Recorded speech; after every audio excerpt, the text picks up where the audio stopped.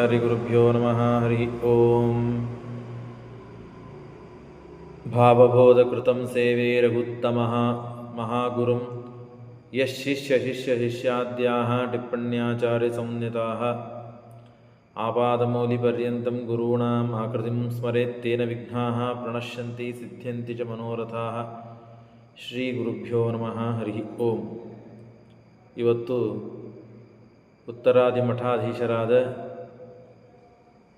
ಶ್ರೀ ರಘುತ್ತಮ ತೀರ್ಥ ಶ್ರೀಪಾದಂಗಳವರ ಆರಾಧನಾ ಮಹೋತ್ಸವ ನಡೀತಾ ಇದೆ. ಇವತ್ತು, ನಾಳೆ, ನಾಡಿದ್ದು ದಶಮಿಯಿಂದಲೇ ಪ್ರಾರಂಭವಾಗಿರುತ್ತದೆ.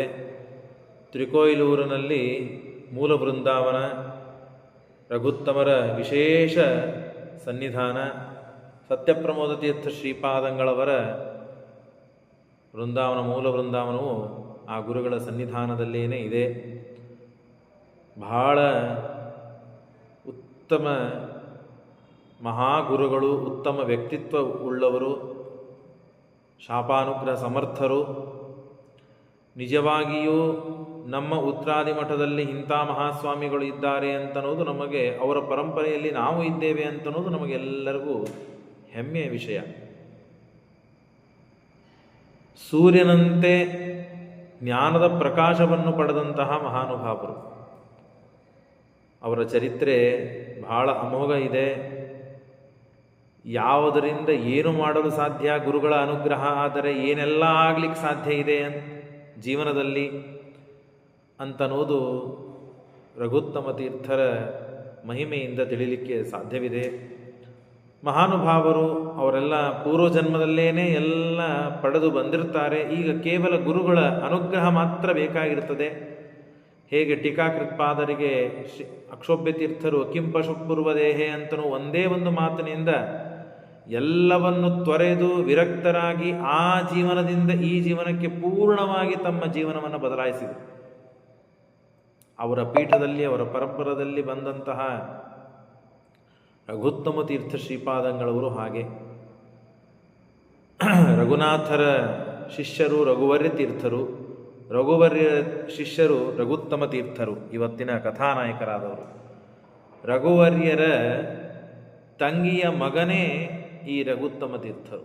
ಪೂರ್ವಾಶ್ರಮದಲ್ಲಿ ತಮ್ಮ ತಾಯಿ ಅಂತಂದರೆ ರಘುವರ್ಯರ ತಂಗಿ.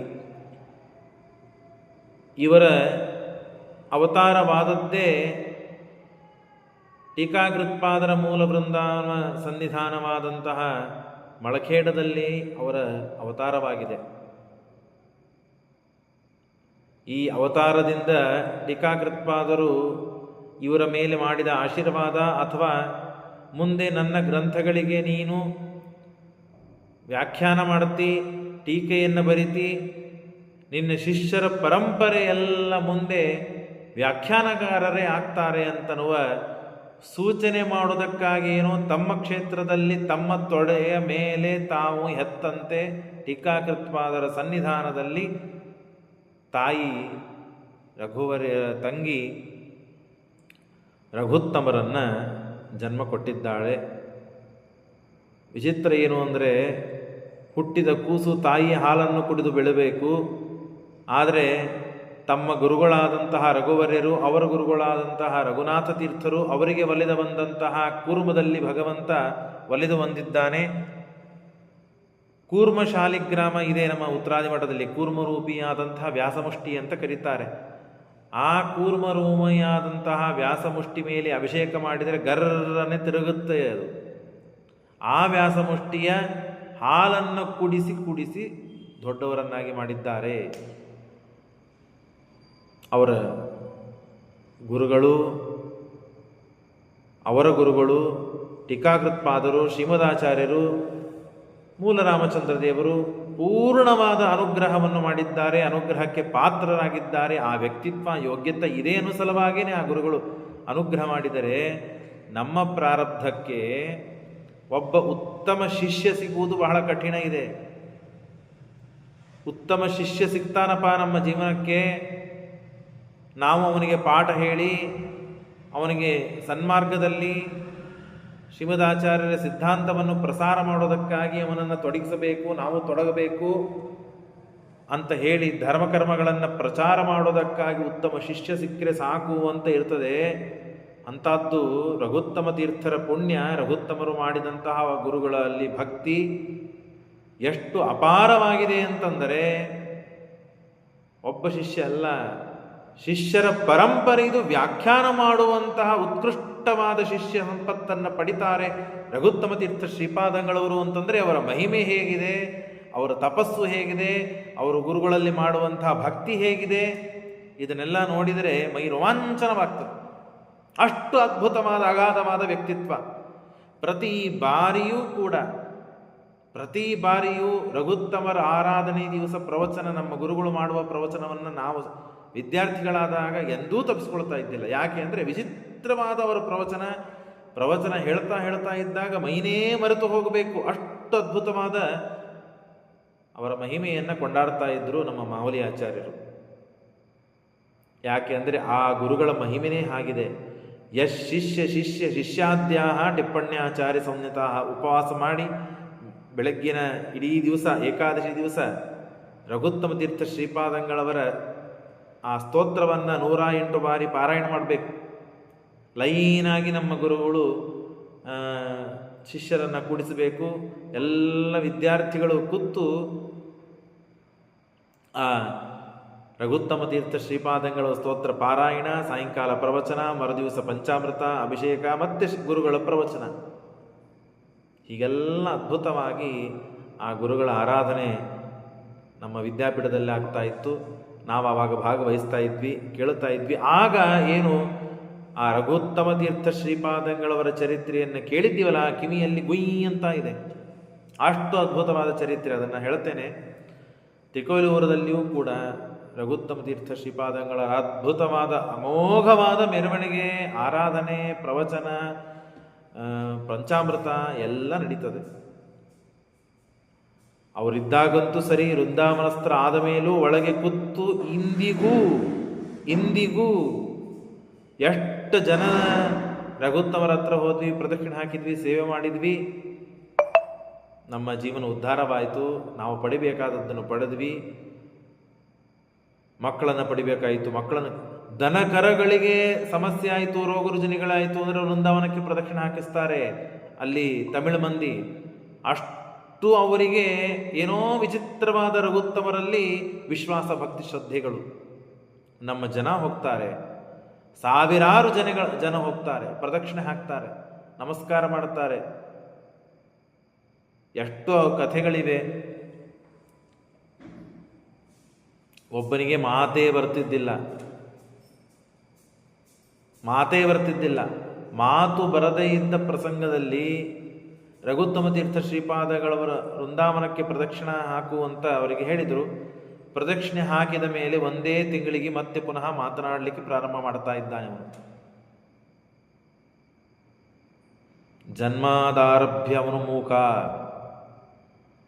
ಸಮಸ್ಯೆ ಇದೆ ಅಂಥವನು ಮಾತನಾಡ್ತಾನೆ ಅಂದರೆ ವಿಚಾರ ಮಾಡಿ. ಹೀಗೆ ಒಂದಲ್ಲ ಎರಡಲ್ಲ ಘಟನೆಗಳು. ಕಾಲು ಇಲ್ಲ, ನಡಿಲಿಕ್ಕೆ ಬರ್ತಾ ಇಲ್ಲ, ಅವನಿಗೆ ತೊಂದರೆಯಾಗಿದೆ. ಎಲ್ಲ ಕಾಲು ಒಂದೇನೋ ಬೆನ್ನಿನಲ್ಲಿ ಎಲುಬು, ಆ ಎಲುಬಿನ ತಳಗಡೆ ನರ, ಆ ನರ ವೀಕ್ ಆಗಿದೆ, ಎರಡೂ ಕಾಲುಗಳಿಗೆ ಶಕ್ತಿ ಕಮ್ಮಿ ಆಗಿಬಿಟ್ಟಿದೆ. ಡಾಕ್ಟರ್ ಎಲ್ಲ ತೋರಿಸಿದ್ದಾರೆ, ಡಾಕ್ಟರ್ ಎಲ್ಲ ಹೇಳಿದ್ದಾರೆ ಇನ್ನೇನು ಇವನಿಗೆ ನಡಿಲಿಕ್ಕೆ ಬಹಳ ಕಷ್ಟ ಇದೆ, ದೇವ ಅನುಗ್ರಹ ಆಗಬೇಕು, ದೇವತೆಗಳ ಅನುಗ್ರಹ ಆಗಬೇಕು. ಯಾರೋ ಹೇಳಿದರಂತೆ, ರಘುತ್ತಮರ ದರ್ಶನ ಮಾಡಿಕೊಳ್ಳ್ರಿ, ರಘುತ್ತಮರಿಗೆ ಪ್ರದಕ್ಷಿಣೆ ಹಾಕಿಸ್ರಿ, ರಘುತ್ತಮರ ಆರಾಧನೆ ಮಾಡ್ರಿ, ರಘುತ್ತಮರ ಸನ್ನಿಧಾನಕ್ಕೆ ಹೋಗಿ ಬೀಳ್ರಿ ಅಂತ ಹೇಳಿದರೆ ಪಾಪ ಹೇಗೋ ಮಾಡಿ ಕರೆದುಕೊಂಡು ಬಂದರು. ವೀಲ್ ಚೇರ್ ಮೇಲೇ ಅವನಿಗೆ ಕೂಡಿಸಿಕೊಂಡು ಪ್ರದಕ್ಷಿಣೆ ಹಾಕಿದ್ದಾರಂತೆ. ಸ್ವಲ್ಪ ದಿನ ಆದ ಮೇಲೆ ನಿಧಾನವಾಗಿ ನಡೆಯಲು ಪ್ರಾರಂಭ ಮಾಡಿದ್ದಾನೆ. ಈಗ ಆರಾಮಾಗಿ ನಡೀತಾನೆ, ಏನು ಸಮಸ್ಯೆ ಇಲ್ಲ. ಡಾಕ್ಟರೇ ಆಶ್ಚರ್ಯಚಕಿತರಾಗಿದ್ದಾರೆ. ಎಷ್ಟು ಅಭೂತಪೂರ್ವವಾದ ವ್ಯಕ್ತಿತ್ವ, ಅಗಾಧ ಮಹಿಮೆ ರಘುತ್ತಮ ತೀರ್ಥ ಶ್ರೀಪಾದಗಳು. ಎಲ್ಲ ಗುರುಗಳು ಮಹಾನುಭಾವರೇ ಇದ್ದಾರೆ, ಪ್ರಶ್ನೆನೇ ಇಲ್ಲ.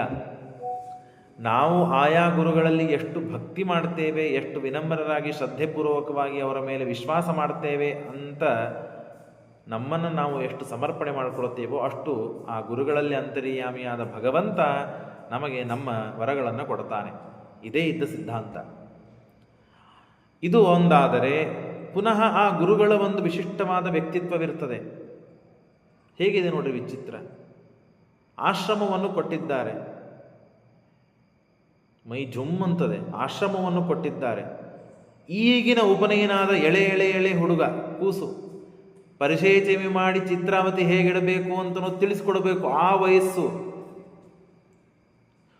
ಏಕಾದಶಿ ಬಂದರೆ ಉಪವಾಸ ಮಾಡಬೇಕಪ್ಪ, ಏನು ತಿನ್ನಬಾರದು, ನಿರಾಹಾರ ಮಾಡಬೇಕು ಅಂತ ಹೇಳುವ ತಿಳಿಸುವ ಅಷ್ಟು ಚಿಕ್ಕದಾದ ವಯಸ್ಸಿತ್ತು. ಆ ವಯಸ್ಸಿನಲ್ಲಿ ಉಪನಯನ ಮಾಡಿದ್ದಾರೆ. ಉಪನಯನವಾದ ತಕ್ಷಣ ಅವನಿಗೆ ನಿತ್ಯ ಆಹ್ನಿಕಕ್ಕೆ ಬೇಕಾದಂತಹ ಕರ್ಮಗಳನ್ನು ತಿಳಿಸಿದ್ದಾರೆ.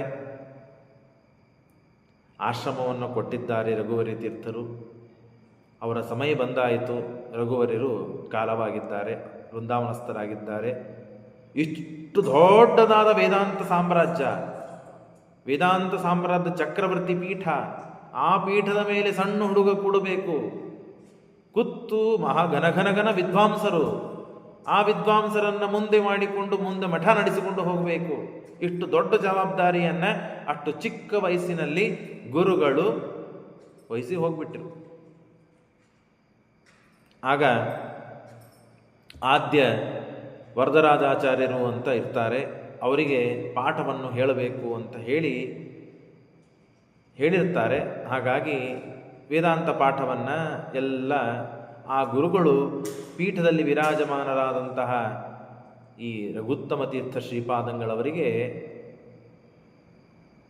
ತಾವು ಪಾಠವನ್ನು ಹೇಳ್ತಾ ಇರಬೇಕು.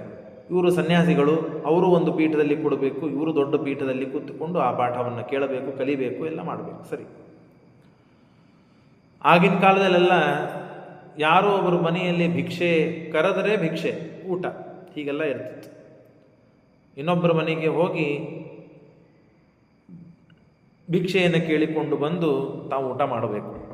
ಒಬ್ಬ ರಾಜ, ತಾನು ಒಬ್ಬ ದೇಸಾಯಿ, ಒಬ್ಬನು ಚಲೋ ಹಣವಂತ, ಅವನು ಹೇಳ್ತಾನೆ, ನಮ್ಮ ಮನೆಯಲ್ಲಿ ಊಟಕ್ಕೆ ಬರಬೇಕು. ಸರಿ, ಆಗಲಿ. ಮಣಿವಂತರಾಗಿದ್ದರೆ ಊಟಕ್ಕೆ ತಾವು ಅಲ್ಲೇ ಹೋಗಬೇಕು. ರಾಮದೇವರ ಪೂಜೆ ಮುಗಿಸಿಕೊಂಡು ಆ ಯಜಮಾನ ಕರೆದಿದ್ದಾನೆ, ಅವನ ಮನೆಗೆ ಊಟಕ್ಕೆ ಹೋಗಬೇಕು ಅಂತ ರಘುತ್ತಮ ತೀರ್ಥ ಶ್ರೀಪಾದ, ಅವಾಗೆಲ್ಲ ಮಡಿನೇ ಇರ್ತಿತ್ತು, ಶುದ್ಧವಾದ ಮಡಿ ಇರ್ತಿತ್ತು. ಹಾಗಾಗಿ ಹೋಗಬೇಕು ಅಂತ ಹೋಗಿದ್ದಾರೆ. ನೋಡ್ತಾರೆ, ಅದ್ರ ಮುಂಚಿತವಾಗಿಯೇ ಎಲ್ಲ ಎಲೆ ಹಾಕಿ ಬಡಿಸಿ, ಇವರು ಪಾಪ ಚಿಕ್ಕ ಹುಡುಗ, ಹಾಗಾಗಿ ನಿರಾಹಾರ ಮಾಡಿದ್ದಾರೆ.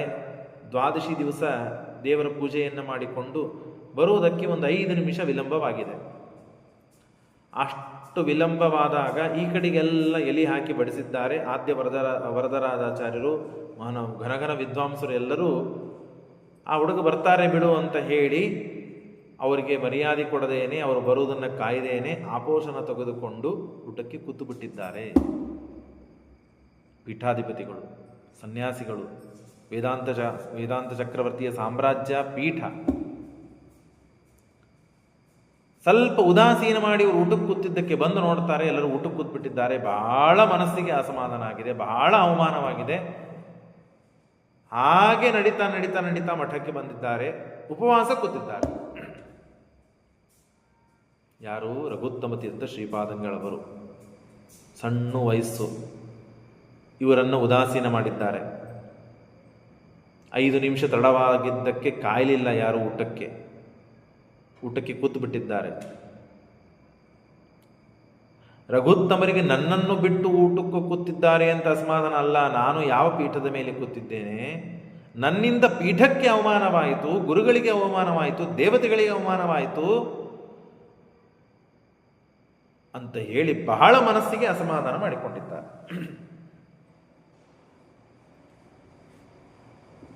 ಹೇಗಿರ್ತದೆ ನೋಡ್ರಿ, ಎಲ್ಲರ ಜೀವನದಲ್ಲಿಯೂ ಒಂದೊಂದು ಟರ್ನಿಂಗ್ ಪಾಯಿಂಟ್ ಅಂತ ಇರ್ತದೆ, ಬದಲಾವಣೆ ಇರ್ತದೆ. ಆ ಘಟನೆಗಳಾಗ್ತದೆ, ಆ ಸಂದರ್ಭ ಆಗ್ತದೆ. ಅವಮಾನವೋ, ಮಾನವೋ, ವಿರಕ್ತಿಯೋ, ಏನೋ ಒಂದು ವಿಚಿತ್ರವಾದ ಘಟನೆ ಮಹಾನುಭಾವರಿಗೆ ಒಂದು ನಡೆದು ಹೋಗ್ತದೆ ಜೀವನದಲ್ಲಿ. ಟೀಕಾಕೃತ್ಪಾದರಿಗೆ ಹೆಂಗ್ ಕಿಂಗ್ ಪಶು ಪೂರ್ವದೇಹೆ ಅಂತ ಆ ಒಂದು ಮಾತು ಸಾಕಾಗಿತ್ತು. ಕಂಚು ಬಾರದು, ಮಡದಿ ಬಾರದು ಅಂತ ಹೇಳಿ ದಾಸರಿಗೆ ಆಯಿತು, ಪುರಂದರದ ದಾಸರಿಗೆ. ಮಹಾನುಭಾವರಿಗೆ ಒಬ್ಬೊಬ್ಬರಿಗೆ ಒಂದೊಂದು ಸಂದೇಶಗಳು ಭಗವಂತ ಆಯಾ ರೂಪದಿಂದ ತೋರಿಸ್ತಾನೆ, ತಿಳಿಸ್ತಾನೆ. ಅದರಿಂದ ಪೂರ್ಣ ತಮ್ಮ ಜೀವನವನ್ನು ಬದಲಾಯಿಸಿಬಿಡುತ್ತಾರೆ. ಹಾಗೆ ರಘುತ್ತಮರಿಗೂ ಈ ಒಂದು ಪ್ರಸಂಗ ಬಂದಿದೆ.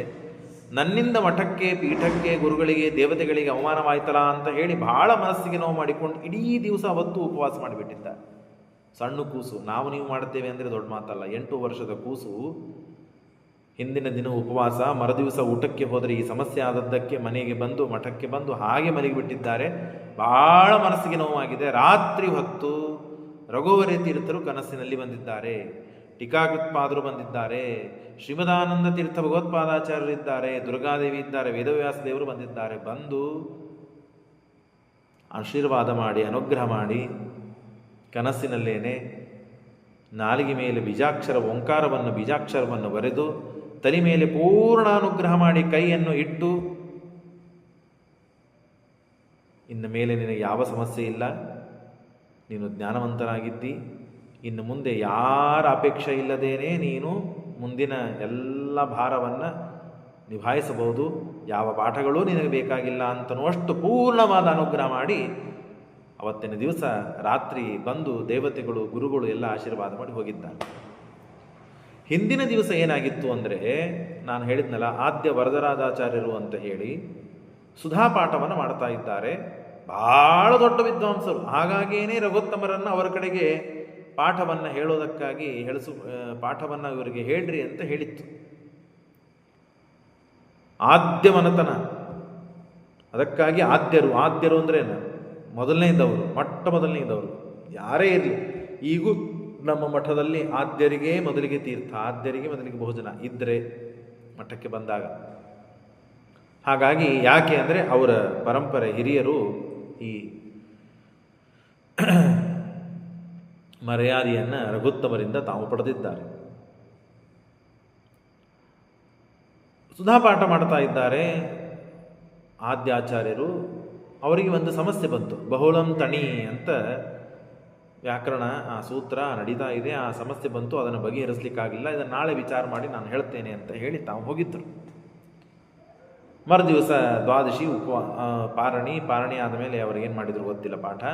ಇವರಿಗೆ ರಘುತ್ತಮರಿಗೆ ಈ ಸಮಸ್ಯೆ ಆಯಿತು. ರಾತ್ರಿ ಬಂದು ಮಲಗಿದ್ದಾರೆ. ಗುರುಗಳು, ದೇವತೆಗಳು ಬಂದು ಎಲ್ಲ ಆಶೀರ್ವಾದ ಮಾಡಿ ಹೋಗಿದ್ದಾರೆ. ಮರುದಿವಸ ಪಾಠವನ್ನು ಹೇಳಬೇಕು, ಮಠಕ್ಕೆ ಹೋಗಿ ಸ್ವಾಮಿಗಳಿಗೆ ಹೇಳಬೇಕು ಅಂತ ತಾವು ಬರಬೇಕು. ಪ್ರತಿನಿತ್ಯ ಬರುವಂತೆ ತಾವು ಬರ್ತಾ ಇದ್ದಾರೆ. ಹಿಂದೆ ಏನೇನಾಗಿದೆ, ಏನೇನು ಬಿಟ್ಟಿದೆ, ಯಾರಿಗೂ ಏನು ಪತ್ತೇನೇ ಇಲ್ಲ. ಬರಬೇಕು. ಹಾಗೆ ಬಂದಿದ್ದಾರೆ, ಮಠದಲ್ಲಿ ಕೂತಿದ್ದಾರೆ. ದೊಡ್ಡ ಸಿಂಹಾಸನ, ಚಿಕ್ಕ ರೂಪ, ಸಿಂಹದ ಗರ್ಜನೆ.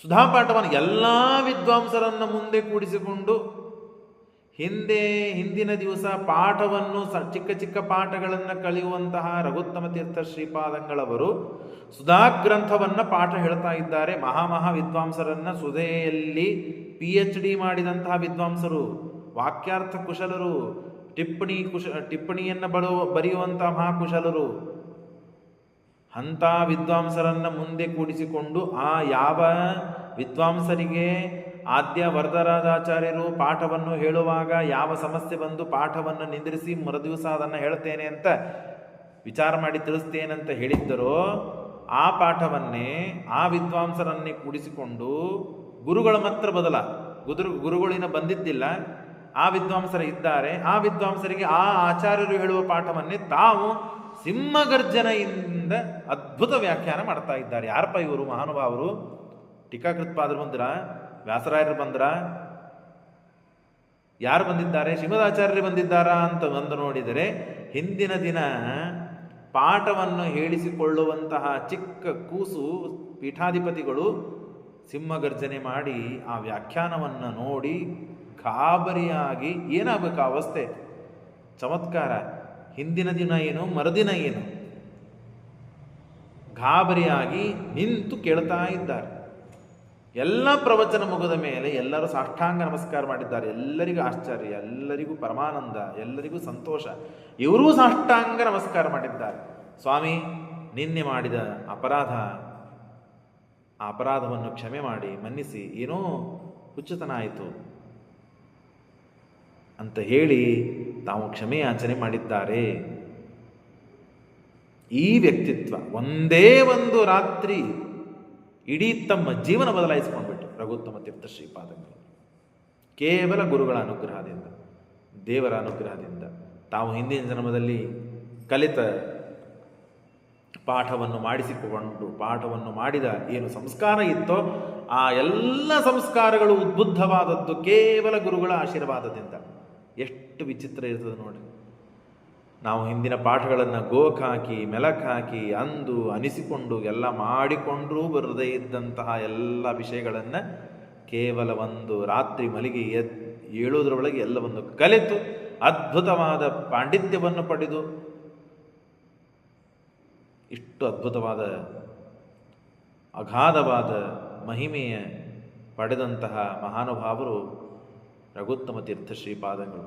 ಕೇವಲ ಗುರುಗಳ ಅನುಗ್ರಹ. ಈ ಗುರುಗಳ ಅನುಗ್ರಹ ತಮ್ಮ ಜೀವನದಲ್ಲಿ ಆದದ್ದನ್ನು ತಾವು ತಮ್ಮ ಜೀವನದಲ್ಲಿ ಮಾಡಿಸಿ ತೋಡಿಸ್ತಾರೆ. ಇದು ವಿಚಿತ್ರ. ತಾವು ಹೇಗೆ ಗುರುಗಳ ಅನುಗ್ರಹವನ್ನು ಪಡೆದು ಏನೂ ಬರದೇ ಇದ್ದ ವ್ಯಕ್ತಿ ಒಮ್ಮೆ ವಿದ್ವಾಂಸನಾಗಿ ಪಾಠ ಪ್ರವಚನ ಮಹಾ ವಿದ್ವಾಂಸರ ಪಾಠ ಪ್ರವಚನ ಮಾಡುವಂತಹ ವಿದ್ವಾಂಸರನ್ನು ಎದುರಿಗೆ ಕೂಡಿಸಿಕೊಂಡು ಪಾಠ ಹೇಳುವ ಅದ್ಭುತವಾದ ವ್ಯಕ್ತಿತ್ವವನ್ನು ಯಾರು ಪಡೆದರಲ್ಲ, ಇದು ಪಡೆದದ್ದು ಸುಳ್ಳಲ್ಲ, ಇದು ಕೇವಲ ಗುರುಗಳ ಅನುಗ್ರಹದಿಂದ ಆದದ್ದು, ಇದನ್ನು ನಾನು ಮಾಡಿಸಿಕೊಂಡಿದ್ದೇನೆ, ನಾನು ಮಾಡಿಸಿ ತೋರಿಸ್ತೇನೆ ಅಂತ ಹೇಳಿ ತಾವು ತಮ್ಮ ಶಿಷ್ಯರಿಗೆ ಮಾಡಿ ತೋರಿಸ್ತಾರೆ. ರೊಟ್ಟಿ ವೆಂಕಣ್ಣ ಭಟ್ಟ ಅಂತ ಇರ್ತಾನೆ ಒಬ್ಬನು. ಆ ರೊಟ್ಟಿ ವೆಂಕಣ್ಣ ಭಟ್ಟನಿಗೆ ಇದೇ ರೀತಿಯಾದ ಅನುಗ್ರಹವನ್ನು ಮಾಡುತ್ತಾರೆ. ನಾನು ನಾಳಿನ ದಿವಸ ಹೇಳ್ತೇನೆ. ಬಹಳ ದೊಡ್ಡದಾದ ವಂಶ ಇದೆ, ಬಹಳ ದೊಡ್ಡದಾದ ಶಿಷ್ಯರ ವೃಕ್ಷ ಇದೆ, ಶಿಷ್ಯರ ವಂಶಾವಳಿ ಇದೆ ಇವರ ಚರಿತ್ರೆಯಲ್ಲಿ. ಬಹಳ ವಿಚಿತ್ರ ಇದೆ. ನಾನು ಮೊಟ್ಟ ಮೊದಲಿಗೆ ಶುರು ಮಾಡಬೇಕಾದಾಗಲೇ ಅದನ್ನು ಹೇಳಿದೆ. ಒಬ್ಬ ಒಳ್ಳೆಯ ಮಗ ಸಿಗಬೇಕು, ಒಬ್ಬ ಒಳ್ಳೆಯ ಹೆಂಡತಿ ಸಿಗಬೇಕು, ಒಬ್ಬ ಒಳ್ಳೆಯ ಶಿಷ್ಯ ಸಿಗಬೇಕು, ಒಳ್ಳೆಯ ಪರಿವಾರ ಸಿಗಬೇಕು ಅಂದರೆ ಪುಣ್ಯ ಮಾಡಬೇಕು, ಪುಣ್ಯದ ರಾಶಿ ಸುರಬೇಕು ನಾವು. ಅಂಥದ್ದು ಶಿಷ್ಯರಲ್ಲ, ಶಿಷ್ಯರ ಪರಂಪರೆ ಎಲ್ಲರೂ ಕೂಡ ವ್ಯಾಖ್ಯಾನ ಮಾಡೋರು ಶ್ರೀಮದಾಚಾರ್ಯರು, ಟೀಕಾಕೃತ್ಪಾದರು, ಈ ಗ್ರಂಥಗಳಿಗೆ ಟೀಕಾ ಟಿಪ್ಪಣಿಗಳನ್ನು ಬರೆಯುವಂಥ ಮಹಾನುಭಾವರೇ ಇವರ ಶಿಷ್ಯರಾಗಿ ಉದ್ಭವಿಸ್ತಾರೆ ಅಂತಂದರೆ ಆ ಗುರುಗಳ ಏನು ಪುಣ್ಯ ಇರಬೇಕು, ಏನು ವ್ಯಕ್ತಿತ್ವ ಇರಬೇಕು. ಒಬ್ಬೊಬ್ಬರ ಹೆಸರು ಹೇಳ್ತಾ ಹೋಗ್ತೇನೆ. ಪಾಂಡ್ರಂಗಿ ಆಚಾರ್ಯರಿದ್ದಾರೆ, ಉಮರ್ಜಿ ಆಚಾರ್ಯರಿದ್ದಾರೆ, ಗೃಹಸ್ಥರುಗಳಿದ್ದಾರೆ, ವಿದೇಶ ತೀರ್ಥರು, ಯಾದವಾರ್ಯರು, ಶ್ರೀವಾಸ ತೀರ್ಥರು, ಹೀಗೆ ಒಬ್ಬರಲ್ಲ ಇಬ್ಬರಲ್ಲ. ಆನಂದ ಭಟ್ಟಾರಕರಿದ್ದಾರೆ, ತರಂಗಿಣಿ ಆಚಾರ್ಯರಿದ್ದಾರೆ, ತರಂಗಿಣಿ ವ್ಯಾಸರಾಮಾಚಾರ್ಯರು ಅಂತ ಹೇಳಿ. ಆನಂದ ಭಟ್ಟಾರಕರ ಒಂದು ಕಥೆಯನ್ನು ಕೇಳಿ ಇವತ್ತು ಮುಗಿಸ್ತೇನೆ, ಮತ್ತೆ ನಾಳೆ ಹೇಳ್ತೇನೆ. ನಾಳೆ ಹೇಳ್ತೇನೆ, ನಾಡದೂ ಹೇಳ್ತೇನೆ. 3 ದಿವಸ ಗುರುಗಳ ಮಹಿಮೆಯನ್ನು, ಇಂಥ ಮಹಾನುಭಾವರು ಗುರುಗಳ ಮಹಿಮೆಯನ್ನು ಕೇಳಲಿಕ್ಕೆ ಬೇಕು. ಮತ್ತೆ ಮುಂದೆ ಪುನಃ ಶ್ರೀಮನ್ ಮಹಾಭಾರತ ತಾತ್ಪರ್ಯ ಪಾಠ ಇದ್ದೇ ಇರ್ತದೆ. ಆನಂದ ಭಟ್ಟಾರಕರು ಅವರು ರಘುತ್ತಮರ ಶಿಷ್ಯರೇ ಸರಿ. ಒಂದು ದಿನ ವಾಕ್ಯಾರ್ಥವನ್ನು ಮಾಡುತ್ತಿರುತ್ತಾರೆ.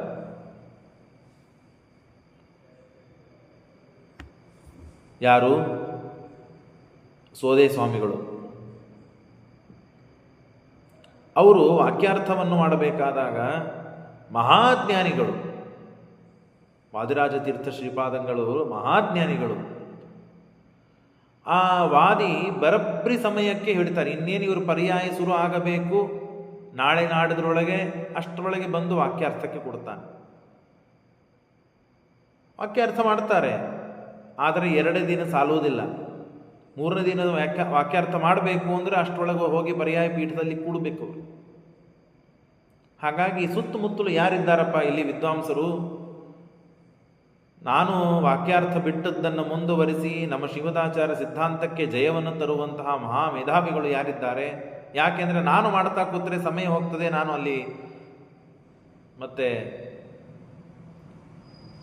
ಪರ್ಯಾಯ ಪೀಠವನ್ನು ಏರಬೇಕು, ನಾನು ಹೋಗಬೇಕು ಅಂತಂದಾಗ, ಇಲ್ಲ, ಇಲ್ಲಿ ರಘುತ್ತಮರ ಶಿಷ್ಯರಿದ್ದಾರೆ, ಒಬ್ಬರು ಆನಂದ ಭಟ್ಟಾರಕರು ಅಂತಿದ್ದಾರೆ, ಅವ್ರನ್ನ ಕರೆದರೆ ಹಾಗಾದರೆ ಆಯಿತು ಅಂತ ಹೇಳಿ ಕರೆದು ರಘುತ್ತಮರ ತೀರ್ಥ ಶ್ರೀಪಾದಂಗಳವರು ಶಿಷ್ಯರಿದ್ದಾರೆ ಅಂತ ಗೊತ್ತಾಗಿ ಇನ್ನು ಮೇಲೆ ನನಗೆ ಯಾವ ಸಮಸ್ಯೆನೂ ಇಲ್ಲ, ಇನ್ನು ಸಮಾಧಾನದಿಂದ ನಾನು ಹೋಗ್ತೇನೆ ಅಂತ ಹೇಳಿ ಅವರಿಗೆ ಒಪ್ಪಿಸಿ ಹೋಗ್ತಾರೆ. ನೀವು ಇದನ್ನು ಮುಂದುವರಿಸಬೇಕು, ಯಾವುದೇ ಕಾಲಕ್ಕೂ ಅವನನ್ನು ಬಿಡತಕ್ಕದ್ದಲ್ಲ. ಶ್ರೀಮದಾಚಾರ್ಯ ಸಿದ್ಧಾಂತ ಪ್ರತಿಷ್ಠಾಪನ ಆಗಬೇಕು ಅಂತ ಆಗಲಿ ಅಂತ ಹೇಳಿ ಮಹಾವಿದ್ವಾಂಸರು, ಮಹಾಮೇಧಾವಿಗಳು, ಗೃಹಸ್ಥರು ಅವರು ಬಹಳ ದಿನಗಳ ಕಾಲ ವಾಕ್ಯಾರ್ಥವನ್ನು ಮಾಡಿ ಜಯಪತ್ರವನ್ನು ಸಂಪಾದಿಸಿ ಉಡುಪಿಯಲ್ಲಿ ತಾವು ಶ್ರೀಮದಾಚಾರ್ಯರಿಂದ ಪ್ರತಿಷ್ಠಾಪಿತವಾದಂತಹ ಶ್ರೀಕೃಷ್ಣ ಪರಮಾತ್ಮನ ಸೇವೆಯಲ್ಲಿ ನಿರತರಾದಂತಹ ಮಹಾನುಭಾವರಾದ ವಾದಿರಾಜತೀರ್ಥ ಶ್ರೀಪಾದಂಗಳವರು ಇದ್ದಾರೆ ಉಡುಪಿಯಲ್ಲಿ. ಅಲ್ಲಿ ಹೋಗಿಕೊಂಡು, ಸ್ವಾಮಿ ನಿಮ್ಮ ಆಶೀರ್ವಾದ, ನಿಮ್ಮ ದಯೆಯಿಂದ ನಾನು ಆ ವಿದ್ವಾಂಸನನ್ನು ಸೋಲಿಸಿ ಜಯಪತ್ರವನ್ನು ತಂದಿದ್ದೇನೆ ನಿಮ್ಮ ಆಶೀರ್ವಾದದಿಂದ, ಹಾಗಾಗಿ ನಿಮಗೆ ಸಮರ್ಪಣೆ ಮಾಡ್ತೇನೆ, ಇದನ್ನು ಸ್ವೀಕಾರ ಮಾಡಬೇಕು ಅಂತಂದಾಗ ಅದನ್ನು ತೆಗೆದುಕೊಂಡು ಬಹಳ ಸಂತೋಷಪಟ್ಟು ಆಶೀರ್ವಾದ ಮಾಡಿ, ನಿಮಗೇನು ವರ ಬೇಕು ಕೇಳಿ ನಾನು ಅವಶ್ಯವಾಗಿ ಕೊಡ್ತೇನೆ. ದೊಡ್ಡ ಕೆಲಸವನ್ನು ಮಾಡಿದ್ದೀರಿ ನೀವು, ಸಾಮಾನ್ಯರಾದರಲ್ಲ, ನೀವು ದೊಡ್ಡ ಕೆಲಸ ಮಾಡಿದ್ದೀರಿ, ಏನು ಬೇಕು ನಿಮಗೆ ವರವನ್ನು ಕೇಳ್ರಿ ಅಂತಂದಾಗ, ಸ್ವಾಮಿ ಏನಿಲ್ಲ, ನಾವು ದಂಪತಿಗಳಿದ್ದೇವೆ, ನಮಗೆ ಗಂಡ ಸಂತಾನವಾಗಿಲ್ಲ, ಮಗು ಆಗಿಲ್ಲ, ಸಂತಾನವಾಗಿಲ್ಲ, ಗಂಡ ಸಂತಾನ ಆಗಬೇಕು, ನಿಮ್ಮಂಥವರೇ ಜ್ಞಾನವನ್ನು ಪಡೆದ ಮಹಾನುಭಾವರೇ ನಮಗೆ ಸಂತಾನವಾಗಿ ಸಿಗಬೇಕು ಅಂದಾಗ ಅವಶ್ಯವಾಗಿ ಆಗಲಿ ಅಂತ ಆಶೀರ್ವಾದ ಮಾಡುತ್ತಾರೆ. ಹಾಗೇ ಆನಂದ ಭಟ್ಟಾರಕರಲ್ಲಿ ಅವತಾರ ಮಾಡಿದಂಥ ಮಹಾನುಭಾವರೇ ವಿದ್ಯಾಧೀಶ ತೀರ್ಥ ಶ್ರೀಪಾದಂಗಳವರು. ಅವರೇ ವಾಕ್ಯಾರ್ಥ ಚಂದ್ರಿಕಾ ಅಂತನ್ನುವ ಗ್ರಂಥವನ್ನು ರಚನೆ ಮಾಡಿದ್ದವರು ಮಹಾನುಭಾವರು. ಶ್ರೀಮನ್ಯಾಯ ಸುಧಾಕ್ಕೆ ಅದು ವಾದಿರಾಜ ತೀರ್ಥ ಶ್ರೀಪಾದಂಗಳವರನ್ನು ಮೆಚ್ಚಿಸಿದ್ದಕ್ಕೆ ಅವರ ಅನುಗ್ರಹದಿಂದ ಹುಟ್ಟಿದ ಅವತಾರ ಮಾಡಿದಂತಹ ಮಹಾನುಭಾವರು ವಿದ್ಯಾಧೀಶ ತೀರ್ಥರು. ಅವರೇ ಆನಂದ ಭಟ್ಟಾರಕರ ಮಕ್ಕಳಾಗಿ ಅವತಾರ ಮಾಡಿದ್ದಾರೆ. ಆ ಆನಂದ ಭಟ್ಟಾರಕರು ರಘುತ್ತಮರ ಶಿಷ್ಯ. ನಾನು ಅದೇ ಹೇಳಿದೆ, ಒಬ್ಬೊಬ್ಬರು ಶ್ರೀಮದಾಚಾರ್ಯರ ಸಿದ್ಧಾಂತವನ್ನು ಪ್ರತಿಷ್ಠಾಪನೆ ಮಾಡಬಲ್ಲ ಮಹಾ ವ್ಯಕ್ತಿತ್ವವನ್ನು ಪಡೆದಂತಹ ಮಹಾನುಭಾವರೇ ತಮ್ಮ ಶಿಷ್ಯರ ಪರಂಪರೆಯಲ್ಲಿ ಇದ್ದಾರೆ. ಅವರು ವಾದಿರಾಜ ತೀರ್ಥ ಶ್ರೀಪಾದಂಗಳವರ ಅನುಗ್ರಹಕ್ಕೆ ಪಾತ್ರರಾದವರು. ಅವರ ಅನುಗ್ರಹದಿಂದಲೇ ವಿದ್ಯಾಧೀಶ ತೀರ್ಥ ಶ್ರೀಪಾದಂಗಳ ಅವತಾರ ಮಾಡಿದ್ದು. ಆ ವಿದ್ಯಾಧೀಶ ತೀರ್ಥರು ಅಂತಂದರೆ ಅವರ ಗ್ರಂಥವನ್ನು ನೋಡಿದರೆ ಗೊತ್ತಾಗ್ತದೆ ಏನು ವಾಕ್ಯಾರ್ಥ ಕುಶಲರು, ಏನು ಅವರು ವಾಕ್ಯಗಳನ್ನು ಅರ್ಥ ಮಾಡಿಕೊಳ್ಳುವುದೇ ಬಹಳ ಕಠಿಣ. ಅಷ್ಟು ಮಹಾನುಭಾವರು ವಿದ್ಯಾಧೀಶ ತೀರ್ಥರು, ಆನಂದ ಭಟ್ಟಾರಕರು. ಇನ್ನು ಮುಂದಿನೆಲ್ಲ ಕಥೆಗಳನ್ನು ಹೇಳ್ತೇನೆ, ಬಹಳ ರೋಮಾಂಚನವಾಗ್ತದೆ. ಇಂಥ ಕಥೆಗಳನ್ನೆಲ್ಲ ಕೇಳಬೇಕು, ನಮ್ಮ ಮಕ್ಕಳಿಗೆ ಕಳಿಸಬೇಕು, ನಮ್ಮ ಮೊಮ್ಮಕ್ಕಳಿಗೆ ಕಳಿಸ್ಬೇಕು, ನಮ್ಮ ಮನೆಯವರಿಗೆ ಕಳಿಸ್ಬೇಕು. ನಾವು ಏನು, ನಮ್ಮ ಸಿದ್ಧಾಂತ ಏನು, ನಮ್ಮ ಗುರುಗಳು ಏನು, ನಮ್ಮ ಇಷ್ಟೆ ಏನು, ನಮ್ಮ ದೀಕ್ಷೆ ಏನು, ನಾವು ಯಾವ ಪರಂಪರೆಯಲ್ಲಿ ಇದ್ದೇವೆ, ಯಾರು ಶ್ರೀಮದಾಚಾರ್ಯರು, ಅವರ ಸಿದ್ಧಾಂತ ಏನು, ಹೇಗೆ ಪರಿಪಾಲನೆ ಮಾಡಬೇಕು, ಇದೆಲ್ಲ ಕೇಳಲಿಕ್ಕೆ ನಮಗೆ ಸಿಗ್ತದೆ. ಶುದ್ಧರಾಗ್ತೇವೆ, ಜ್ಞಾನದಲ್ಲಿ ಆಸಕ್ತಿ ಹುಟ್ಟುತ್ತದೆ, ಭಕ್ತಿ ಪ್ರಚುರವಾಗ್ತದೆ, ದೇವರಲ್ಲಿ ಗುರುಗಳಲ್ಲಿ ವಿಶ್ವಾಸ ನಂಬಿಕೆಗಳು ಹೆಚ್ಚಾಗ್ತದೆ. ಅಷ್ಟು ಅದ್ಭುತ ವ್ಯಕ್ತಿತ್ವ, ಅಗಾಧವಾದ ಮಹಿಮೆಯನ್ನು ಪಡೆದಂಥ ಮಹಾನುಭಾವರ ಪರಂಪರೆ ಇದು. ಆ ಪರಂಪರೆಯಲ್ಲಿ ಮೂಲಭೂತರಾಗಿ ಮಣಿಯಂತೆ, ಕಿರೀಟಕ್ಕೆ ಮಣಿಯಂತೆ ಜ್ವಾಜ್ವಲಿಸುವಂಥ ಮಹಾನುಭಾವರು ಇವತ್ತಿನ ಕಥಾನಾಯಕರಾದಂತಹ ಶ್ರೀಮದಾನಂದ ತೀರ್ಥ ಭಗವತ್ಪಾದಾಚಾರ್ಯ ಶಿಷ್ಯರ ಪರಂಪರೆಯಲ್ಲಿ ಬಂದಂತಹ ರಘುತ್ತಮ ತೀರ್ಥ ಶ್ರೀಪಾದಂಗಳವರು. ಅಂಥ ಮಹಾನುಭಾವರ ಅನುಗ್ರಹ ಎಲ್ಲರಿಗೆ ಆಗಬೇಕು, ನಮಗೂ ಆಗಬೇಕು, ನಿಮಗೂ ಆಗಬೇಕು. ಅವರ ಗ್ರಂಥಗಳನ್ನು ಅಧ್ಯಯನ ಮಾಡುವ ಸೌಭಾಗ್ಯ ಸಿಗಬೇಕು, ಗ್ರಂಥವನ್ನು ಅಧ್ಯಯನ ಮಾಡಿ ತಿಳಿದುಕೊಳ್ಳುವ ಸೌಭಾಗ್ಯ ಬರಬೇಕು, ಶಿಷ್ಯರಿಗೆ ಪಾಠವನ್ನು ಹೇಳುವ ಸೌಭಾಗ್ಯ ದೊರಕಬೇಕು ಅಂತ ಹೇಳ್ತಾ ಅವರಿಗೆ, ಅವರ ಅಂತರ್ಯಾಮಿಯಾದ ಗುರುಗಳಿಗೆ ಈ ಪುಣ್ಯವನ್ನು ಸಮರ್ಪಣೆ ಮಾಡೋಣ. ಶ್ರೀಕೃಷ್ಣ ಅರ್ಪಣಮಸ್ತು.